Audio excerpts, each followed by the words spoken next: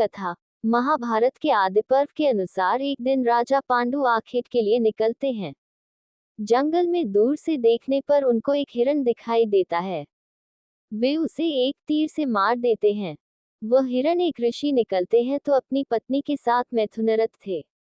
वे ऋषि मरते वक्त पांडु को शाप देते हैं कि तुम भी मेरी तरह मरोगे जब तुम मैथुनरत रहोगे। इस शाप के भय से पांडु अपना राज्य अपने भाई धृतराष्ट्र को सौंपकर अपनी पत्नियों कुंती और माद्री के साथ जंगल चले जाते हैं। जंगल में वे सन्यासियों का जीवन जीने लगते हैं, लेकिन पांडु इस बात से दुखी रहते हैं कि उनकी कोई संतान नहीं है और वे कुंती को समझाने का प्रयत्न करते हैं कि उसे किसी ऋषि के साथ समागम करके संतान उत्पन्न करनी चाहिए।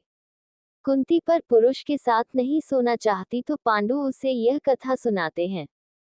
प्राचीन काल में स्त्रियां स्वतंत्र थीं और वे जिसके साथ चाहे उसके साथ समागम कर सकती थी, जैसे पशु पक्षी करते हैं। केवल ऋतुकाल में पत्नी केवल पति के साथ समागम कर सकती है, अन्यथा वह स्वतंत्र है। यही धर्म था जो नारियों का पक्ष करता था और सभी इसका पालन करते थे।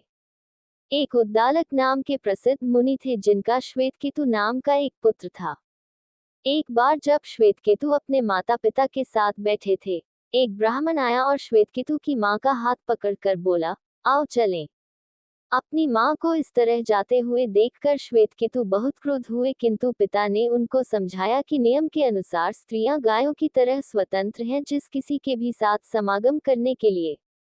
इन्हीं श्वेतकेतु के द्वारा फिर यह नियम बनाया गया कि स्त्रियों को पति के प्रति वफादार होना चाहिए और पर पुरुष के साथ समागम करने का पाप भ्रूण हत्या की तरह होगा। पांडु और भी कथाएं सुनाते हैं और कुंती को विश्वास दिला देते हैं कि पर पुरुष के साथ संतान पैदा करने से उन्हें पाप नहीं लगेगा।